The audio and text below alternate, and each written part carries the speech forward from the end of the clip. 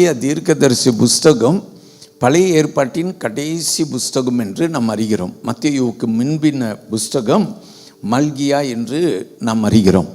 கவனித்துக் கொள்ளுங்கள், அந்த புஸ்தகத்தை திருப்பிக் கொள்ளுங்கள். இன்றைக்கு ஒரு சுருக்கமான ஒரு தியானத்தை நான் உங்களுக்கு செய்து அதன் பின்பு நாம் அடுத்த ஆராதனைக்கு கடந்து செல்ல போகிறோம்.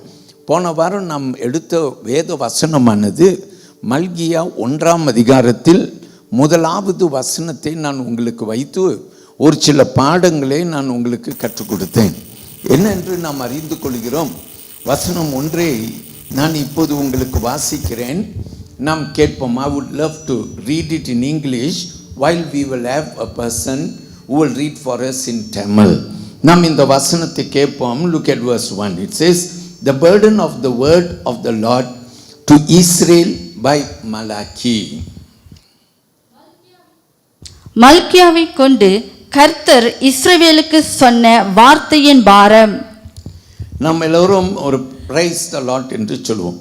இது கர்த்தருடைய வார்த்தை, கர்த்தருடைய பாரம், அல்லது இன்னொரு வார்த்தையிலே கர்த்தருடைய தீர்க்க தரிசனம் என்று சொல்லி நாம் போன வாரத்திலே கற்றுக்கொண்ட. யாருக்கு வந்த வார்த்தை? இஸ்ரவேலுக்கு வந்த கர்த்தருடைய வார்த்தை யார் மூலமாய் வந்தது? மல்கியா என்ற தீர்க்கதரிசி மூலமாய் வந்தது. இவைகளை போன வாரம் நம்முடைய தியானத்திலே கற்றுக்கொண்டோம். இன்றைக்கு நான் உங்களுக்கு எடுத்திருக்கிற அடுத்த வசனங்கள் வசனம் 2, 3 இன்றைக்கு எடுத்துக்கொள்ளுங்கள். ஒவ்வொரு வசனத்தையும் நாம் ஒன்றொன்றாய் தியானித்து வரப்போகிறது அல்ல, ஆனால் கர்த்தர் என் உள்ளத்தில் ஏவுகிறபடி உங்களோடு கூட நான் தியானிக்கும்படிக்கு விரும்பி இருக்கிறேன். I invite you to come to verses 2 and 3, Malachi chapter 1 verses 2 and 3. Let's look at this scripture. It reads like this. It says, I have loved you, says the Lord. Yet you say, in what way have you loved us? Was not Esau Jacob's brother, says the Lord? Yet Jacob I have loved. But Esau I have hated and laid waste his mountains and his heritage for the jackals of the wilderness. நாம் கேட்போம் இந்த வார்த்தையை. நான் உங்களை சிநேகித்தேன் என்று கர்த்தர் சொல்லுகிறார், அதற்கு நீங்கள் எங்களை எப்படி சிநேகித்தீர் என்கிறீர்கள். கர்த்தர் சொல்லுகிறார், ஏசா யாக்கோபுக்கு சகோதரன் அல்லவோ? ஆகிலும் யாக்கோபை நான் சிநேகித்தேன், ஏசாவையோ நான் வெறுத்தேன். அவனுடைய மலைகளை பாலும் அவனுடைய சுதந்திரத்தை வனாந்தரத்தில் உள்ள வலு சர்ப்பங்களின் தாவும் ஆக்கினேன். பிரைஸ் தி லார்ட் சொல்லுவோம். ஆண்டவருக்கு ஸ்தோத்திரம். நான் இன்றைக்கு எடுத்திருக்கிற தேவனுடைய வார்த்தை, ஆண்டவருடைய வார்த்தை சொல்லுகிறது. ஆண்டவர் சொல்லுகிறார் இஸ்ரவேல் ஜனங்களுக்கு, this is what God says to the Israelites. He says, I have loved you. நான் உங்களை சிநேகித்தேன் என்று ஆண்டவர் வார்த்தை சொல்லுகிறது. ஆண்டவர் இஸ்ரவேலுக்கு சொல்லுகிறார், நான் உன்னை சிநேகித்தேன். ஆமென். இன்றைக்கு இந்த அற்புத இரவு கூட்டத்திலே ஆண்டவர் அவருடைய பிள்ளைகளாகிய நமக்கு சொல்லுகிற வார்த்தை என்னன்னா, நான் உன்னை சிநேகித்தேன். அல்லேலூயா. நீ யாராய் இருந்தாலும், no matter who you are, God's word comes to you where God is telling you, no matter who you are, I have loved you. Shall we say amen? கர்த்தர் சொல்கிறார், நான் உன்னை சிநேகிக்கிறேன் என்று கர்த்தருடைய வார்த்தை நமக்கு வருகிறது. ஆமென். தேவன் நம்மை சிநேகிக்கிறார். God loves you. Maybe there are people who have failed to love you. ஒருவேளை உன் வாழ்க்கையிலே அனுபவத்திலே உன்னை சிநேகிக்க அல்லது உன்னை நேசிக்க வேண்டியவர்கள் உன்னை நேசிக்காமல் போயிருக்கலாம், உன்னை மறந்து போயிருக்கலாம். இவர்களுடைய பாசம் கிடைக்குமா என்று நீ எண்ணி தவித்திருந்திருக்கலாம். அந்த பாசம் கிடைக்காம இருக்கலாம். இங்கே இருக்கிற சிலர் ஒருவேளை உங்களுடைய தாய், உங்கள் தகப்பனுடைய அன்பு இல்லாதவர்களாக அந்த அன்புக்கு நீங்கள் ஏங்கி இருக்கலாம். சகோதர அன்புக்கு ஏங்கி இருக்கலாம். யாரையோ நேசித்து இருக்கலாம். ஆனால் திடீரென்று உங்களை அவர்கள் கைவிட்டிருந்திருக்கலாம். அல்லேலூயா. அருமையான தேவ பிள்ளையே, நீங்கள் யாராக இருந்தாலும் ஒரு தோல்வியோடு இன்னைக்கு இந்த ஆராதனையில் நீங்கள் அமர்ந்திருந்தாலும் கர்த்தருடைய வார்த்தை நமக்கு வருகிறது. என்னென்று வருகிறது? நான் உன்னை சிநேகித்தேன். அல்லேலூயா. ஆண்டவர் சொல்லுகிறார், நான் உன்னை சிநேகித்தேன். நீ இருக்கிற மாதிரியே உன்னை நான் சிநேகித்தேன். wherever you are, in whatever situation you are today, God says, I have loved you and I love you. Shall we say amen? Hallelujah. Probably you looked up to your parents' love, and there could be someone here or some of you here who have not got your parental love or brotherly love, someone you loved but they cheated on you. So today you are a broken person, but then all of a sudden God comes to you and he says, I love you no matter what your circumstances are. உன் சூழ்நிலை என்ன என்றாலும் நான் உன்னை சிநேகித்தேன். அல்லேலூயா. கர்த்தர் உன்னை நேசிக்கிறேன் என்று சொல்கிறார். ஐ லவ் யூன்னு சொல்றார். அல்லேலூயா. I love you. அல்லேலூயா.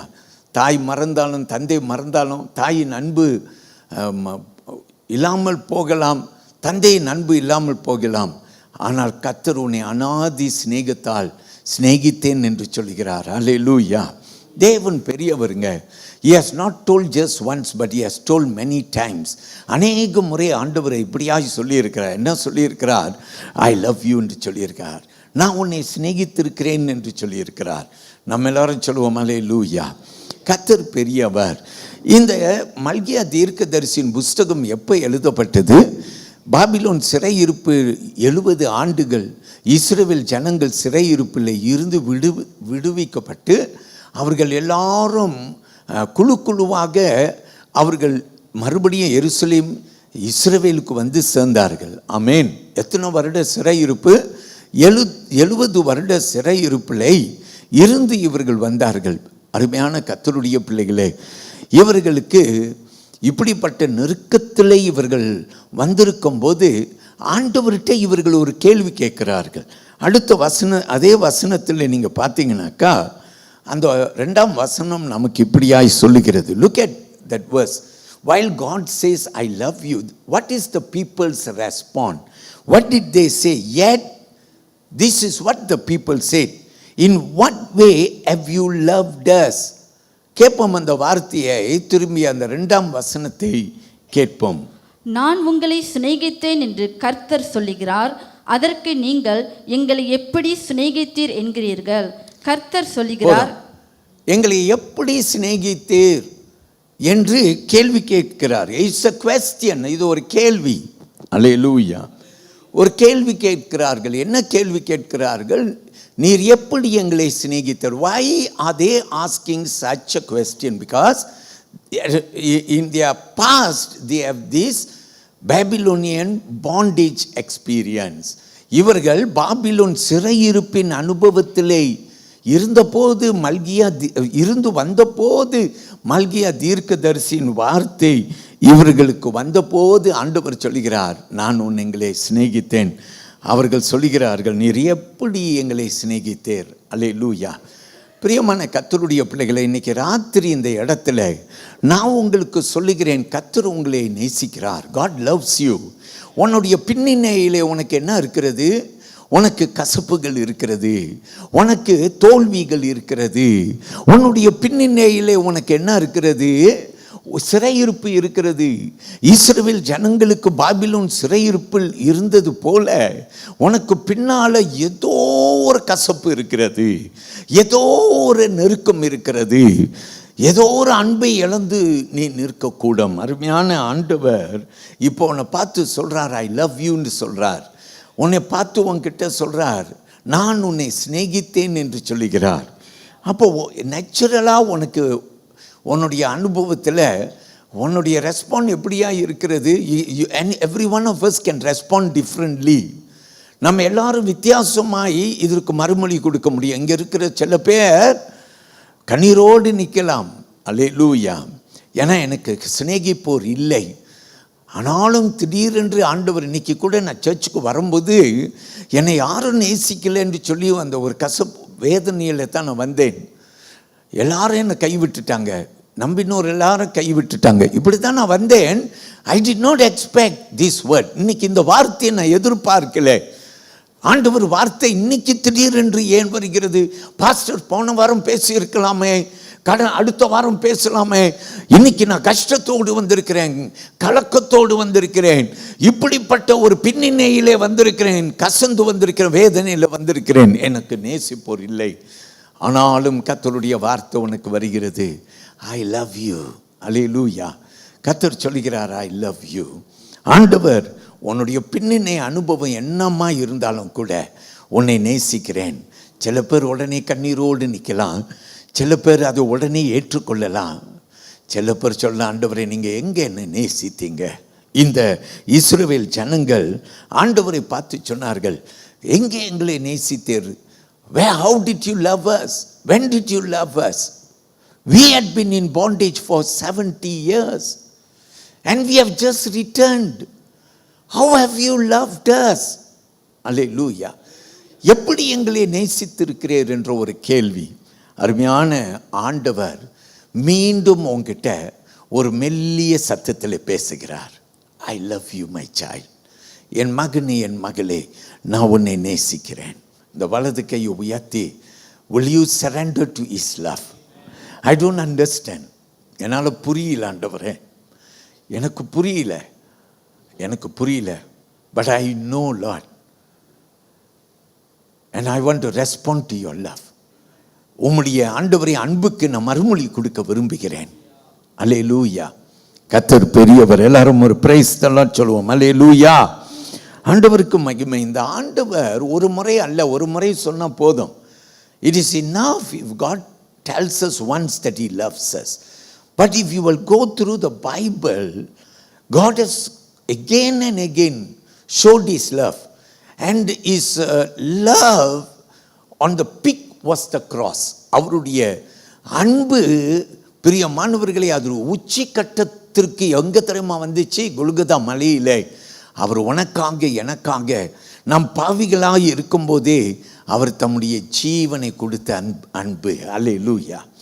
வேதம் என்ன சொல்லுதுன்னா, நம் பாவிகளாய் இருக்கும்போதே அவர் நமக்காக என்ன செய்திருக்கிறார்? பாவமாய் இருக்கிறார், நமக்காக மரித்திருக்கிறார். அல்லேலூயா. நாம் யாவரும் இன்னைக்கு மனம் திரும்புகிறோன்னு வச்சுக்கோங்களேன், நீ செய்த புண்ணியம் ஒன்றுமே கிடையாது. ஏன்னா நம் பாவிகளாக இருக்கும்போது இயேசு நமக்காக என்ன செய்திருக்கிறார்? தன் ஜீவனை சிலுவையிலே கொடுத்திருக்கிறார். நம்ம எல்லாரும் ஒரு பிரைஸ் தல்லாம் சொல்லுவோம். அல்லேலூயா. ஸோ அருமையான ஆண்டவருடைய பிள்ளைகளே, ஆண்டவர் நிச்சயமாய் உன்னை நேசிக்கிறார். He loves you. அவரை அடித்தவர்கள், அவரை அறைந்தவர்கள், துப்பினவர்கள், அல்லேலூயா, சவுக்கில் அடித்து சிலுவையில் ஆணி அடித்து, அல்லேலூயா, அவரை அவமானமாய் பேசின எல்லாரையும் பார்த்து அவர் என்ன செய்தார்? சிலுவையில் தொங்கிக் கொண்டு, பிதாவே இவர்களை மன்னியும், இவர்கள் செய்வதே என்னதென்று அறியாது செய்கிறார்கள். நம்ம எல்லாரும் ராமேன்னு சொல்லுவோம். அல்லேலூயா. கர்த்தர் பெரியவருங்க. So he loves you. அவர் உன்னை நேசிக்கிறார். இன்றைக்கு அந்த சிலுவையின் அன்பை பார். எரேமியா தீர்க்கதரிசி புஸ்தகத்தை எடுத்துக்கொள்ளுங்கள், என்னோடு கூட வாருங்கள்.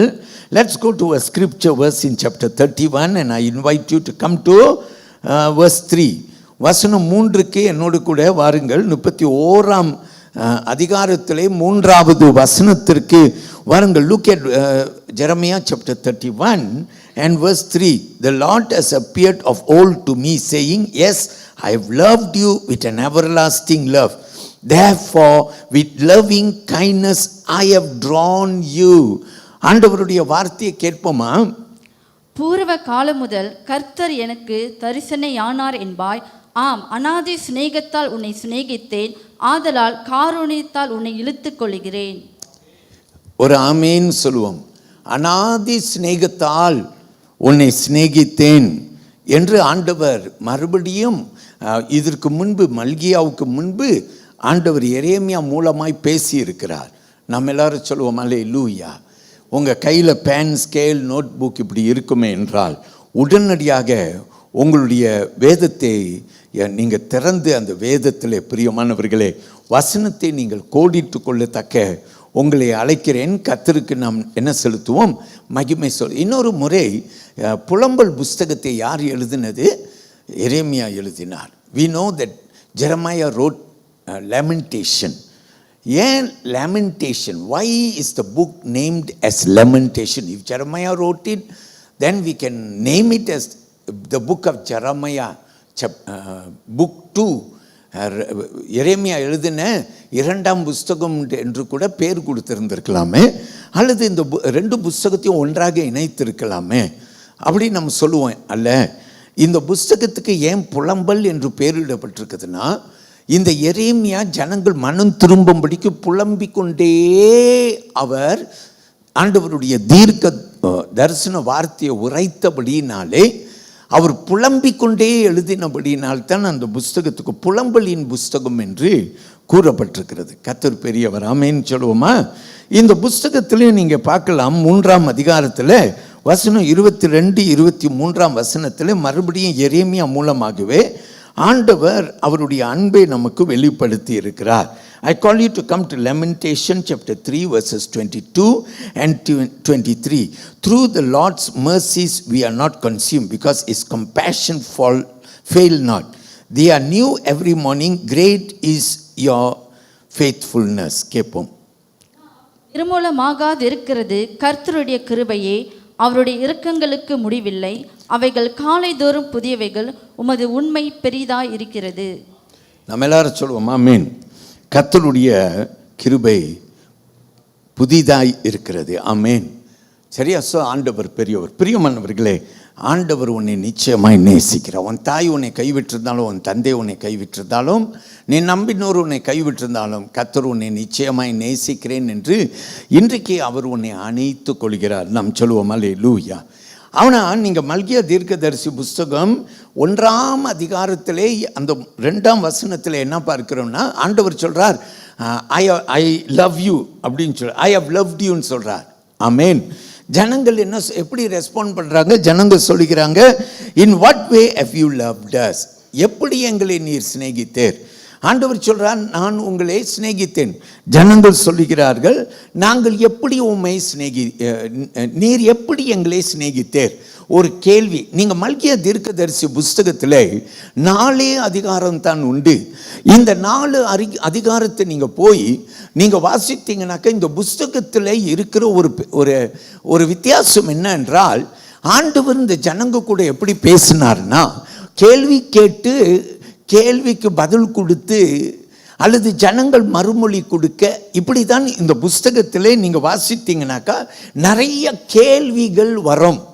If you look at the book of Malachi, though it is only 4 chapters, the book is a very unique book because God speaks through Malachi, the prophet.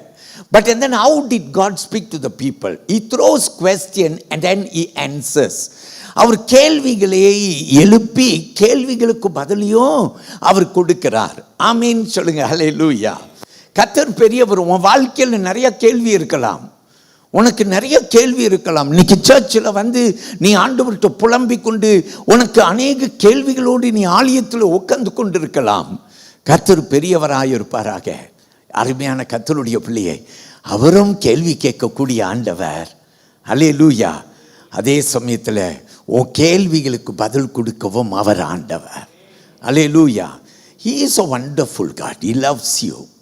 அவர் என்னை நேசித்தார், என் வாழ்க்கையை மாற்றினார்.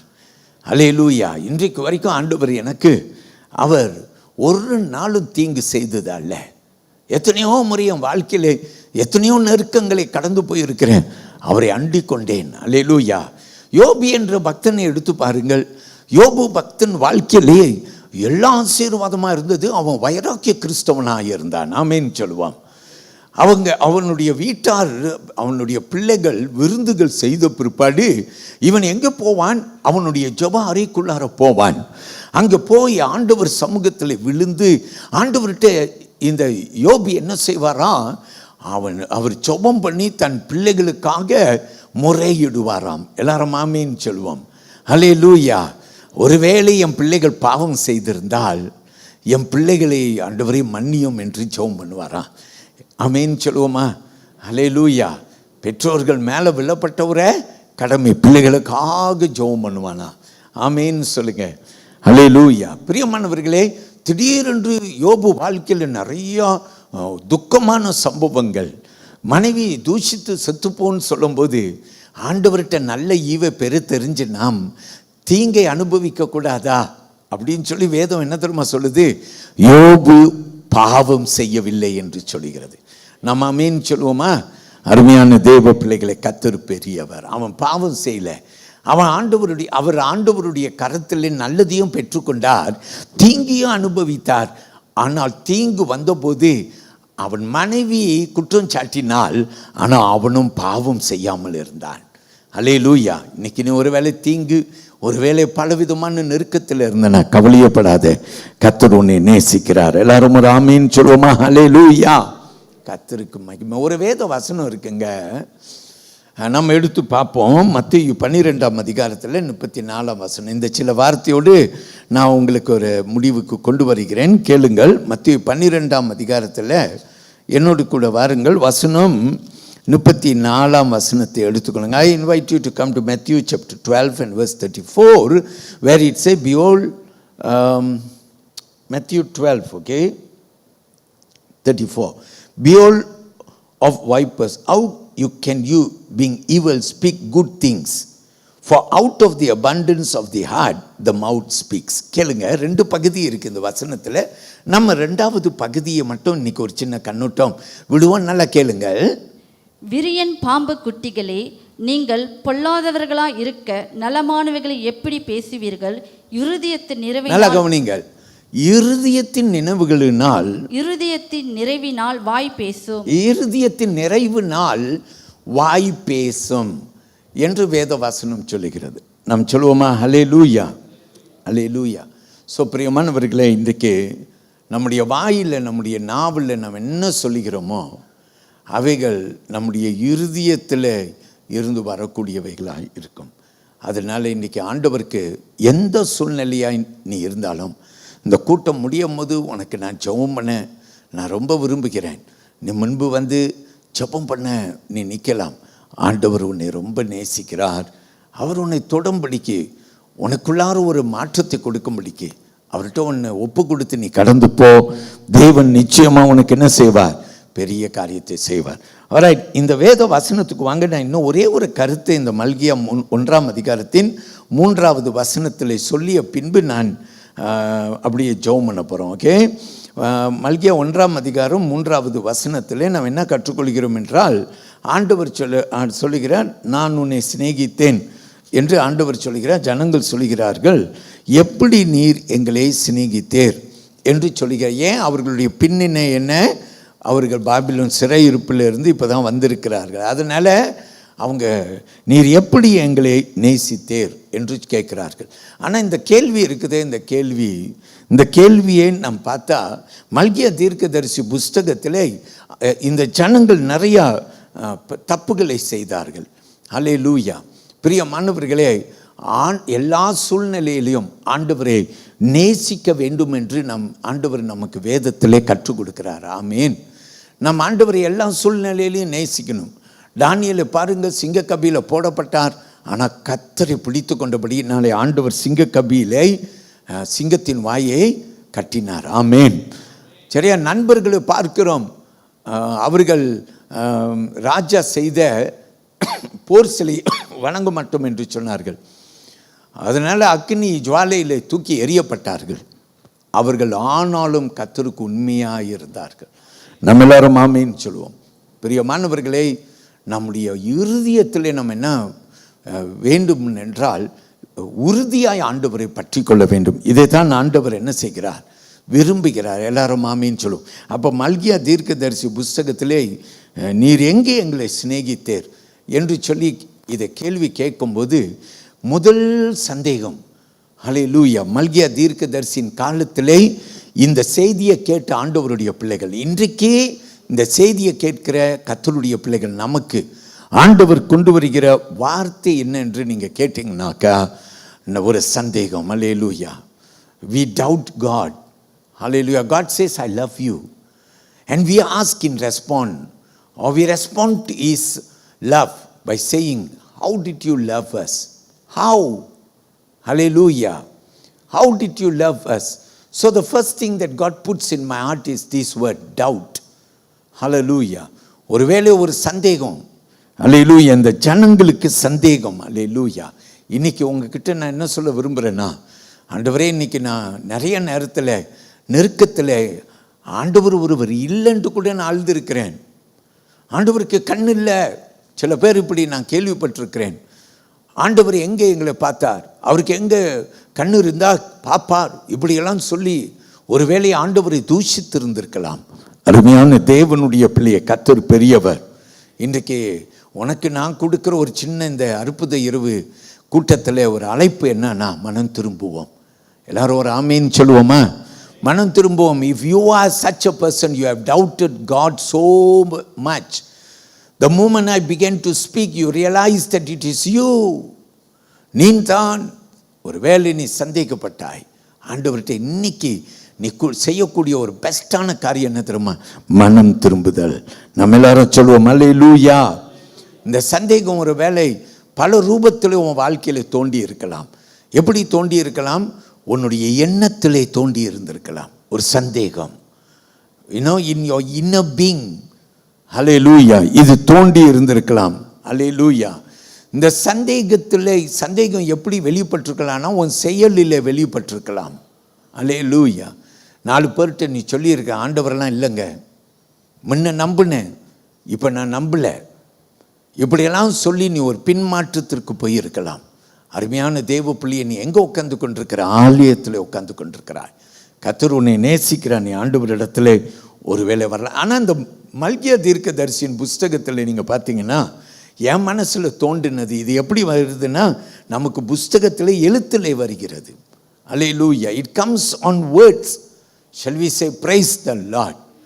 so probably உங்களுடைய சந்தேகம் உங்கள் செயலில் இருக்கலாம், உன் மனசில் இருக்கலாம், அல்லது பிரியமானவர்களே வார்த்தையில் இருக்கலாம். அல்லேலூயா. கர்த்தர் பெரியவர். இன்றைக்கு ஆண்டவர்கிட்ட எல்லாத்தையும் விட்டுரு, ஒப்பு கொடுத்துரு. கர்த்தர் உன்னை நிச்சயமாய் நேசிக்கிறார். அவர் உன்னை அநாதி சிநேகத்தால் நேசித்தார். எல்லாரும் தேவ சந்நிதியில் எழுந்து நிற்போமா? தேவனுக்கு நம்ம எல்லாரும் என்ன செலுத்த போகிறோம்? நன்றி செலுத்த போகிறோம். கர்த்தர் பெரியவர். என் கூட சேர்ந்து ஒரு பாடல் பாடுங்கள். அப்போது நம்ம ஆண்டவருக்கு காணிக்கை தசம பாகம் செலுத்த போகிறோம். யாரெல்லாம்